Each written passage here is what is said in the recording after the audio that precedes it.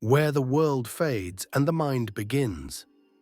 Every night, the chains of existence begin to loosen. The body remains behind. Breath slows, then gradually aligns. Weight fades. The body releases its hold on the world, but the mind does not grow quiet. It does not rest. Instead, it opens. It expands toward awareness.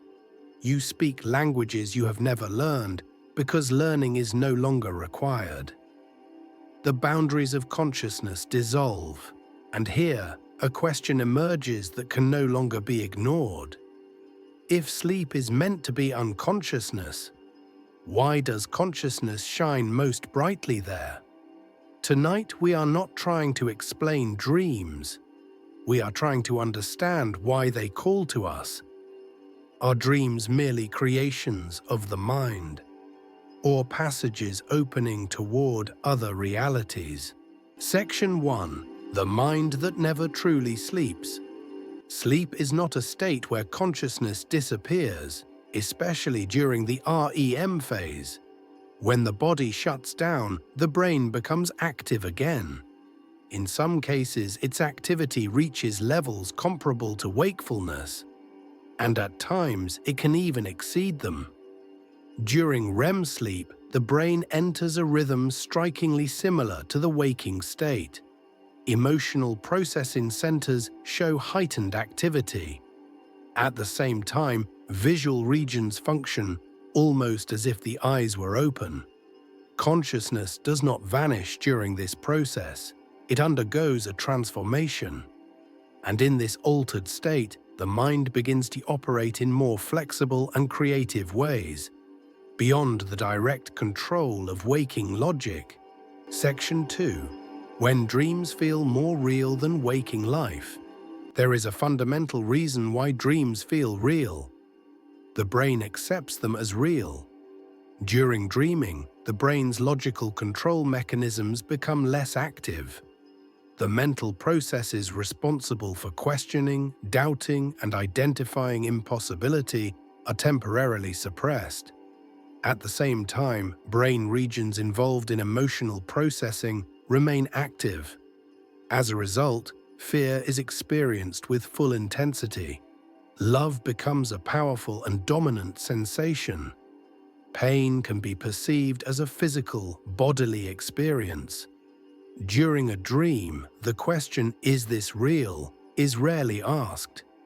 The mind accepts the dream world with the same natural certainty as it accepts waking reality. Section 3. Perception without sensory input. During dreams, the mind requires no sensory input from the external world. It is not dependent on light, sound, or physical touch. Yet despite this absence, the mind constructs an entire world. Faces take shape, voices are heard, stories begin to unfold. This finding cannot be ignored. If the brain is capable of constructing a complete and coherent reality without any external input, what exactly separates dreams from the waking world? Section 4. The subconscious, the unconscious, and the architecture of the mind. Some dream images originate directly from memory, faces seen only for a moment, voices heard just once. The subconscious records far more than we consciously realize. But some dreams go beyond memory. Symbols emerge whose meanings remain unclear. Scenes carry a sense of ancient familiarity, and some experiences are felt not as something created, but as something received. According to Carl Jung, dreams are not silent. They communicate through symbols. And these symbols are not merely products of the individual mind. Their source lies beyond personal consciousness, within a deeper layer shared by all of humanity. Section 5. When the observer returns to the dream. Most dreams are experienced without conscious control. However, in certain moments, awareness emerges within the dream. Lucid dreaming begins when a person realizes they are dreaming. At this point, the mental systems associated with logical thinking partially reactivate. You become aware of the dream, and in that moment, something changes. The rules are no longer the same. For some, this marks the end of the dream and the beginning of a journey. Others describe it as nothing more than imagination. Yet the essence of the experience remains unchanged. It is consciousness becoming aware of itself within a different plane of reality. Section 6. When consciousness appears to leave the body. In historical accounts, sleep is often described as a state in which consciousness moves beyond the boundaries of the body. The body remains still. The experience continues. Modern descriptions of astral travel report remarkably similar patterns. A sensation of rising, a feeling of separation from the body, and the perception of movement beyond physical form. Science approaches such accounts with caution, not because experience is dismissed, but because science demands evidence before acceptance. Skepticism does not erase the experience, it transforms it into a question, one that has yet to be fully resolved. Section 7. The DMT. Hypothesis, a cautious perspective. Within scientific research, one molecule repeatedly appears in discussions of intense and vivid inner experiences. DMT. This molecule occurs naturally within the human body. Some researchers suggest that it may play a role during dreams or near-death experiences. Others emphasize that its precise function has yet to be fully understood. There is no definitive answer. Yet the question remains: could the brain possess a chemical foundation capable of opening doors to forms of experience beyond the limits of ordinary perception? Section 8. Dreams that seem to anticipate the future. Many people report dreaming of events that later appear in waking life. A conversation, an encounter, a moment that feels strangely familiar. Science explains such experiences through coincidence or cognitive biases in memory. And in many cases, these explanations are valid. Yet for the person who experiences it, the sensation itself cannot be easily dismissed.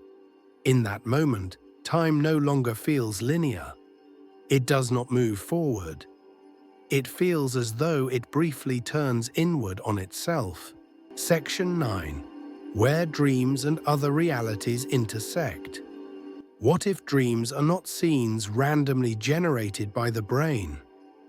What if consciousness, when it briefly slips free from bodily limits, does not move through reality as it is, but through its possible forms? Lives that could have been lived yet never were, paths that were never taken, other variations of consciousness that do not manifest in this world. These experiences cannot be offered as proof, but perhaps they can be understood as brief moments in which unrealized possibilities brush against awareness. Conclusion: the question that remains. Dreams may not be doors to other universes, or they may be, but one truth is unavoidable. The human mind is capable of constructing realities that feel indistinguishable from this one.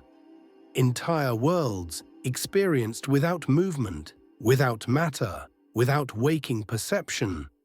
And that alone should humble us. Because if consciousness can generate such worlds in darkness, then reality may not be defined only by what is physical, but by what is experienced. Science continues to search for explanations. Psychology offers frameworks. Physics questions the nature of time, causality, and possibility.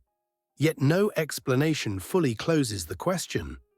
Are dreams merely reflections of the mind, or moments when consciousness briefly steps beyond the boundaries we assume reality must obey? Perhaps dreams are not answers, perhaps they are reminders.